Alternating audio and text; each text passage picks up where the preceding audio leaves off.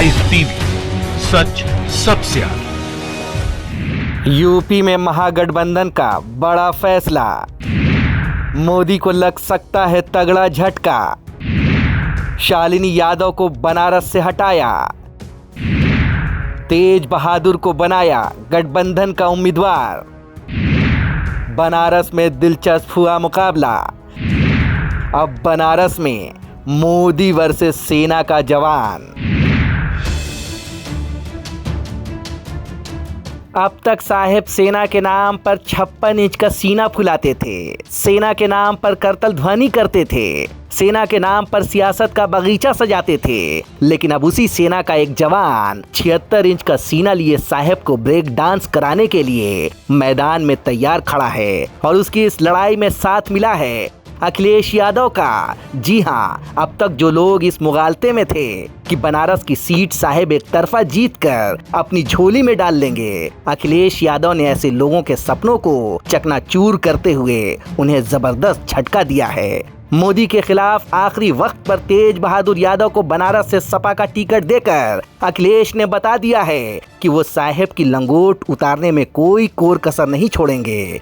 अब तक जिस सेना को हथियार बनाकर साहेब विरोधियों को पाकिस्तान का शुभचिंतक और पाकिस्तान परस्त बताते थे, अब उसी सेना के एक जवान को हथियार बनाकर अखिलेश ने साहेब के खिलाफ मैदान में दो हाथ करने के लिए उतार दिया है। यानी एक तरफ 56 इंच वाली जुबान होगी तो दूसरी तरफ 76 इंच का फौलादी सीना लिए सेना का जवान होगा। संदेश साफ है कि अखिलेश किसी भी कीमत पर मोदी को जीतने नहीं देना चाहते।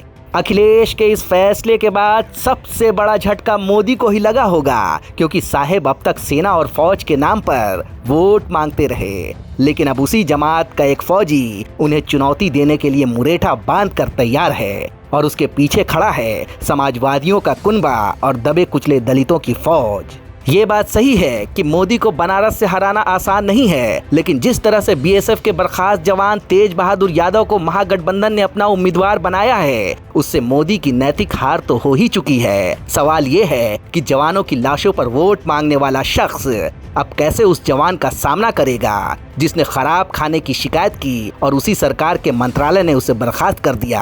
तेज बहादुर यादव प्रतीकात्मक लड़ेंगे, वो हार भी गए तो भी उनकी नैतिक जीत मानी जाएगी। याद रखें कि तेज बहादुर चुनाव के मैदान में आज उसी शख्स को चुनौती दे रहे हैं जिसे कभी तेज बहादुर यादव अपना हीरो मानता था। समाजवादी पार्टी के मुखिया अखिलेश यादव ने ऐन वक्त पर वो दांव चला है जिसके लिए उनके पिता मुलायम सिंह जाने जाते थे। बता दें कि इससे पहले शालिनी यादव समाजवादी पार्टी के टिकट पर बनारस से उम्मीदवार थीं, लेकिन तेज बहादुर को आधिकारिक रूप से सपा का प्रत्याशी बनाए जाने के बाद शालिनी यादव अब डमी कैंडिडेट के रूप में रहेंगी। फिलहाल शालिनी को बैठने के लिए कह दिया गया है। बता दें कि अखिलेश ने उस जवान के साथ न्याय किया है जिसे खाने की शिकायत के बाद बीएसएफ से निकाल दिया गया था। तेज बहादुर यादव की गलती सिर्फ इतनी थी कि उसने सिस्टम के खिलाफ आवाज उठाई थी, लेकिन आवाज उठाने की कीमत उसे नौकरी से हाथ धोकर चुकानी पड़ी थी। उसे प्रताड़ित किया गया। साहेब तक भी इस बहादुर जवान की आवाज पहुंची थी, लेकिन साहेब ने भी कोई न्याय नहीं किया। बेटे की रहस्यमयी अंदाज में हुई मौत के बाद ये जवान टूट गया। एक तरह से उसका परिवार तहस नहस हो गया, लेकिन तेज बहादुर ने साहेब को सबक सिखाने का बीड़ा उठाया।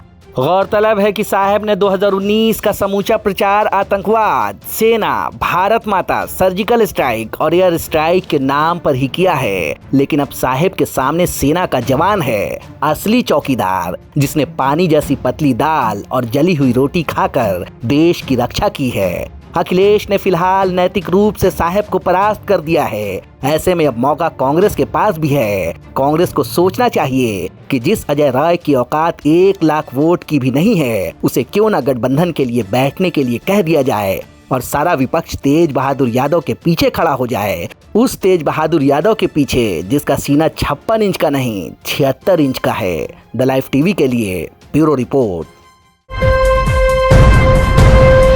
लाइव टीवी, सच सबसे आगे।